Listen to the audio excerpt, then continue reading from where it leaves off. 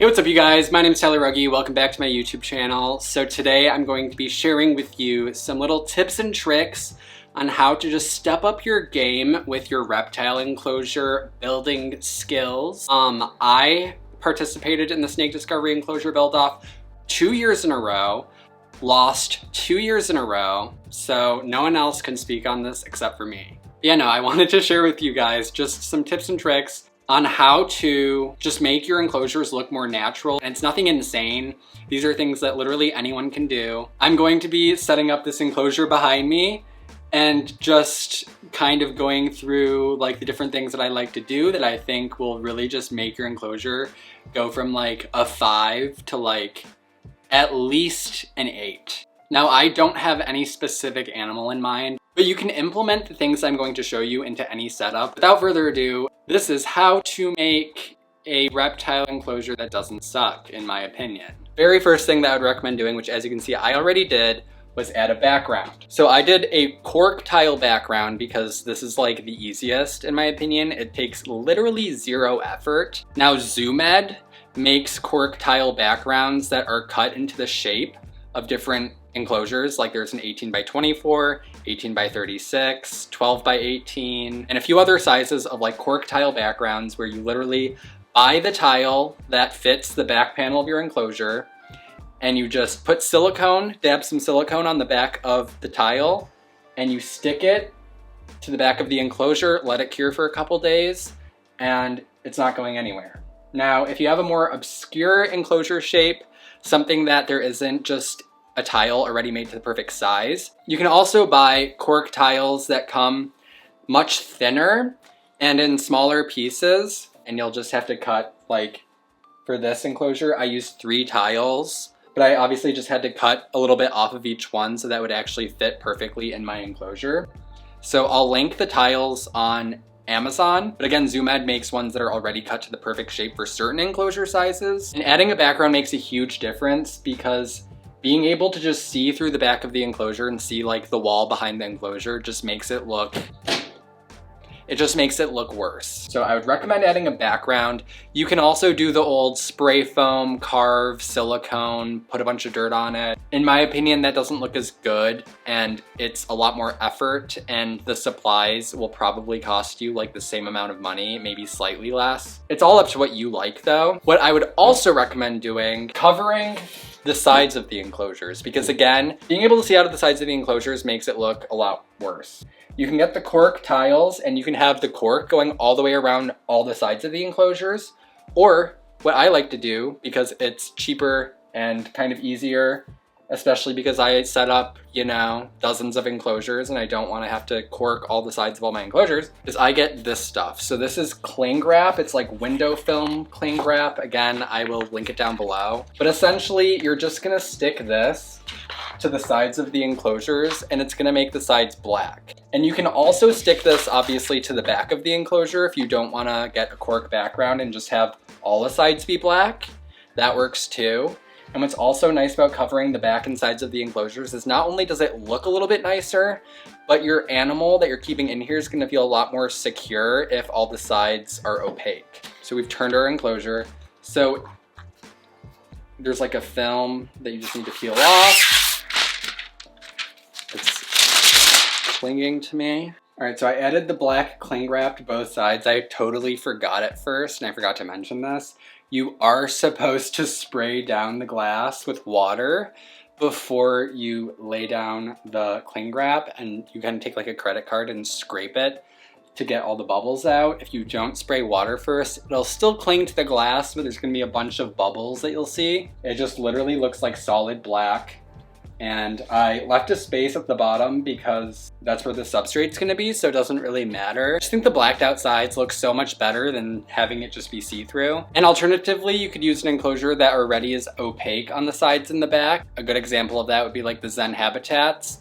The side and back panels are just solid, and then you can see through the front. And what I like about the Zen habitats too is they make really nice display enclosures because the entire front is obviously just a clear panel and there's no like thing blocking your view in the front, so that's really nice about Zen habitats. And of course, Zen habitats also come in much larger sizes than Exoterras. And if you guys would like to grab a Zen habitat, make sure to use my link, which will be in the description. But I just chose to use an Exoterra for this video because glass enclosures are most commonly what people are going to have. And I wanted to show you guys how you can black out the sides and the back or add a background. It's time to move on to actually setting up the enclosure. So this is the fun part. So first you need to think about substrate, and I would recommend using loose substrate. I would recommend going for a bioactive enclosure because that's obviously the most naturalistic way to go. Now you're gonna hear a lot of myths about how loose substrate is dangerous and you shouldn't use loose substrate for a lot of animals like leopard geckos and bearded dragons in particular. The only loose substrate I would stray away from, well, there's a few. Don't use crushed walnuts because those are just not natural and they're not a good substrate, and those are bad if swallowed. And also calcium sand specifically isn't good because when it gets wet, it kind of clumps up and it can therefore lead more likely to an impaction than any other substrate. But you can use like regular play sand, you can use dirt, you can use like any of that stuff. I think part of the myth is from just really old reptile keeping and husbandry standards. Typically, if your temperatures are high enough and you have good husbandry overall, if your animal eats a little bit of substrate, it's gonna pass through them just fine. Pretty much for like any reptile, I would recommend using some sort of mixture of sand and dirt. Now, I do have a code with the BioDude where you can use the code Rugge10 to get 10% off the BioDude's website, which I will link down below. And he sells really great bioactive kits. He makes his own substrate mixes, and then you don't have to worry about mixing it yourself. He also sells like wood, heating, lighting, all that stuff that you need for a really nice naturalistic setup. If you need somewhere good to go to get substrate or just other supplies, you can use my code Rugge10, get 10% off biodude.com. My point is, use low substrate. It looks nice, it's natural, and that's just going to be the entire foundation of like how we're gonna make this look really good, okay? I'm just using like a topsoil sand mix that I threw together myself because that's what I have laying around, and whatever. Okay, I'm gonna add it. So I'm gonna be adding my substrate, and I would recommend adding a drainage layer, especially like a drainage layer isn't really necessary for arid species as much, but if you're doing a tropical setup, I would definitely recommend a drainage layer. This is just for funsies, and I'm not gonna use this. So I'm not gonna go through the effort of doing a drainage layer, but I would recommend it. So anyways, I'm adding my substrate. Don't be afraid to add a lot of substrate, especially if you're going bioactive. You want a nice thick substrate layer so that live plants are going to have a lot of dirt that they can root in. And also so the cleanup crew, like any isopods or springtails you put in there, are going to have a nice like thick layer to live in. What I also do is I add more substrate towards the back of the enclosure, and I have it kind of slightly slope down towards the front because this is going to add more dimension to the enclosure as opposed to just having it be all a flat surface. And you can shape it however you want. Like if you wanted, you could have it be like a little hill up here and kind of slope down diagonally. Like it really doesn't matter. So anyways, here's the basic setup. As you can see, it's much higher up here and then it slopes kind of downward. I just think that that makes it also look just more natural. Like the earth is not completely flat. Some people might think it is, and that's okay, but it's not. So yeah. So now we're joined here with Santa collab. Once you have your substrate in there, we're gonna wanna start thinking about the hardscape. What I'm going to say is, I have examples, watch this. Basically, in my opinion, avoid any reptile hides that you would buy from the pet store. They aren't natural looking most of the time. Use like actual wood, because nothing gets more natural than real wood. I used to love using these for my snakes because they work perfectly, they're plastic, they're especially good for quarantine. The issue with this is, sorry, it's ugly. Like it looks like there's a piece of like litter trash in my enclosure, you know, like dumpster. It's cheap, it works good, but other than that, it's ugly. This is like a store-bought reptile hide if you're doing like an arid setup that I actually quite like. If you can get actual natural looking stones and kind of stack them and make you know, a more natural looking cave, that's better in my opinion, but this isn't terrible. What you're gonna wanna do is get pieces of cork. So like you can get cork from the Bio Dude, again, Rugge 10 for 10% off. Don't buy cork from the pet store, it's a ripoff. A great way to make a hide for a reptile is to take a cork. Honestly, what you can do is get a cork round that's kind of arched like this, and you can just set it there. Boom, hide. It looks natural. You can even take something flat like this and just set it there. And chances are your gecko, your snake, is going to wedge itself under there, and it's gonna be really tight in there for them. Like, it's not spacious by any means, but that's natural. That's what they do in the wild. They wedge themselves under pieces of wood and they hide under it. Like, I literally have enclosures where I'll have like cave hides where they can go in there and have a lot of space, but then I'll also have like a cork flat laying somewhere, and 9 times out of 10, the snake chooses the cork flat because they just like the really tight, small space to hide in. So you can literally like do that and boom, you have 2 hides and it looks natural, as opposed to like using that. You know what I'm saying? Should probably zoom in for like, so like this is example 1, kind of gross, where you could literally just do that. And what I like to do is I will dig a burrow. You can just like dig out a thing and kind of create like a mound on top of the cork. And you wanna make sure the dirt is pretty moist so that it'll actually hold itself. There's a little cave now, and look how cute that is. Actually, I changed my mind. I'm gonna put another hide up here. I'm gonna use this cork round to kind of support the little hill I was making. So you can kind of see how I'm just throwing this together. You just play around with it, you know? Don't be afraid to like make little mounds and just make burrows with like wood and the dirt, and just make your own hides. It's so much more natural looking that way. Does that not look so much better? And I mean, it does in my opinion. It looks better than a plastic hide. Let's just say you're like, Tyler, cork's expensive. Like, no. Go outside and find wood for free. I found this really cool piece of wood outside.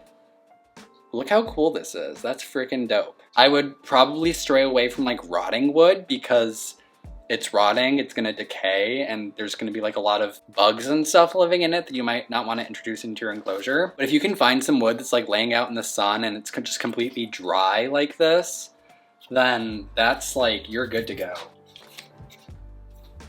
This changes everything. So I'm actually gonna take this out.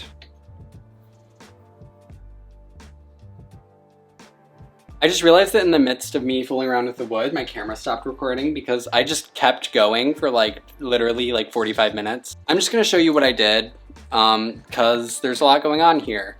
So I took one of those little cork, like kind of like half rounds, and stuck it in the dirt there, and you just kind of grab dirt from the inside to make room for the animal to go into it and throw it on top. I had that little cave here, but then I added this cork flat just right here to make it an even bigger cave. And again, take some of the dirt from underneath and pull it out so that they have like more room to kind of crawl under there. You don't even have to do that. Like I said, they'll wedge themselves under there. But I want to take that dirt and throw it on top. If you have more like little cork flat pieces, you can literally, or like even big ones. I'm not going to add this. I could, but you can just take cork flats. This one's kind of big, but you can just set them places and like, there you go. Now there's more crevices for them to hide in. Like you could just stack a bunch of cork flats and make like 30 hides and just a bunch of places to hide and climb. As far as fake plants go, don't use them. Use real live plants. They're really not that hard to keep alive as long as you have proper lighting, which I'm gonna talk about lighting in a minute, and just make sure they're like watered. And like that's it. All right, so I grabbed just some plant cuttings that we had laying around. So like this is pothos, which is probably one of the easiest plants ever to keep alive. This stuff will look like it's dying for about a month before it actually dies, and you can just tell when it wants more water, you know what I'm saying? Like it just starts to look like shit. And then same thing with this. This is a spider plant, and they're so easy to keep alive. You just need to give them some light and just give them water. And when they start to like wilt and look like they're dying, give them water within 3 to 5 business days and like it'll come back. And if you can't keep plants like these alive, then I don't know how you're gonna keep a reptile alive. Just people are afraid of like live plants sometimes, but trust me, like I feel like in reptile enclosures, as long as you have good lighting and you're misting them, it's really like, it's so much easier to keep plants alive in an enclosure than it is to keep a house plant alive, in my opinion. So anyways, like literally just shove these wherever. And the thing with plants too is when you have like little cuttings like this, it's gonna look pretty bare at first, but once they actually grow a bit, like once they grow into the enclosure and start spreading, it starts to look so much more natural and just so much better. So as far as water dishes go, they all kind of suck, but I really like this one. It looks pretty natural, like it just kind of looks like wood. And then there's also like pretty nice looking like stone looking water dishes. I'll link them down below that I used for some of my snakes, and they look pretty nice. And then we're gonna get into lighting. So for lighting right now, this is just an Arcadia UVB bulb, but you also wanna add a full spectrum LED. You basically want a full spectrum LED grow light. This one is from the brand Burina. I don't know, I bought it on Amazon. They're cool, they like connect together. So if you have a bunch of enclosures, it's really convenient. These are very affordable and they look pretty nice. And I've kept all kinds of plants alive with this. So as long as you have a full spectrum LED grow light, plants will be happy. So then we have the Arcadia Jungle Dawn, which is probably like one of the most expensive freaking reptile LED grow lights you can purchase on the market.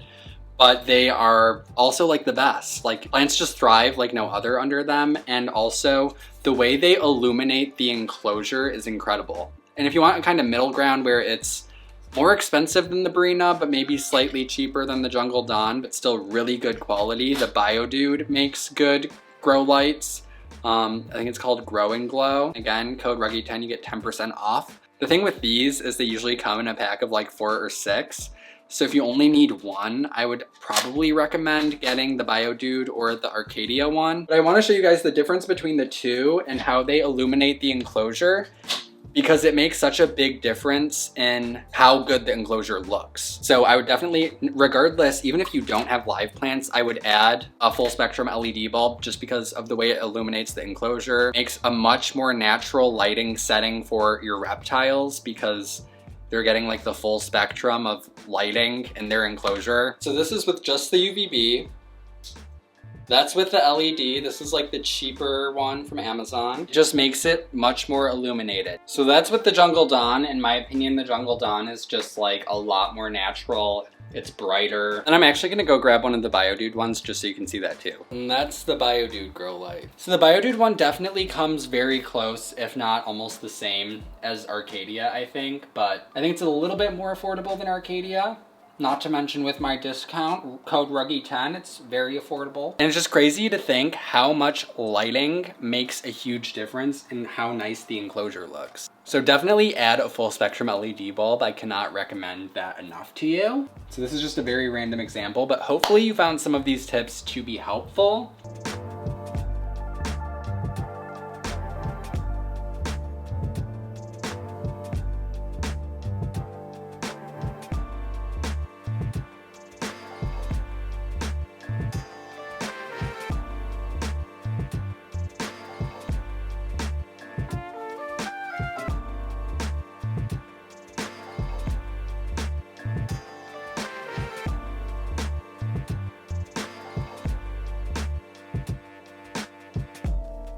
And again, like, it looks probably a little bit bare, but once the plants grow in more, it would look great. Also comment down below any tips or tricks that you guys have that you use when you're building enclosures. I would love to hear what you guys like to do. If you guys are new here, make sure to hit the subscribe button. Thank you guys so much for watching. All my social media links will be down in the description below, and I will see you guys in the next video.